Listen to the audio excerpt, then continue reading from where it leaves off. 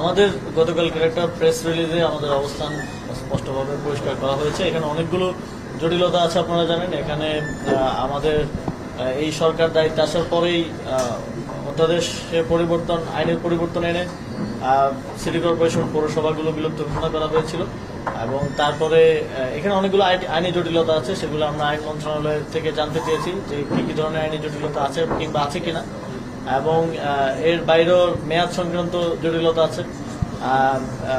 এর বাইরে আবার আমরা একটা লিগ্যাল নোটিশ পেয়েছি এবং আমাদেরকে বিবাদী করে রিটও করা হয়েছে যাতে শপথ গ্রহণ করতে না দেওয়া হয়। আমরা যতদূর জানি সেটা বিচারাধীন আছে।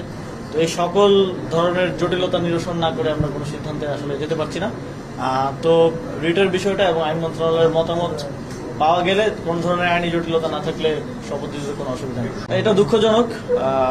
আমরা আশা করব যে যারা সেখানে আন্দোলন করছেন, আমরা দেখেছি বেশিরভাগই একটি নির্দিষ্ট রাজনৈতিক দলের নেতাকর্মী। আমাদের প্রত্যাশা থাকবে যে নগরবাসীর যে ভোগান্তি, এবং ভোগান্তিটা শুধুমাত্র রাস্তা বন্ধ করে দেওয়ার জন্য নয়। আপনারা জানেন যে অনেক রেগুলার অ্যাক্টিভিটিস, রেগুলার কাজ আছে সিটি কর্পোরেশনের, সেগুলো এক ধরনের স্থবিরতা হয়ে আছে।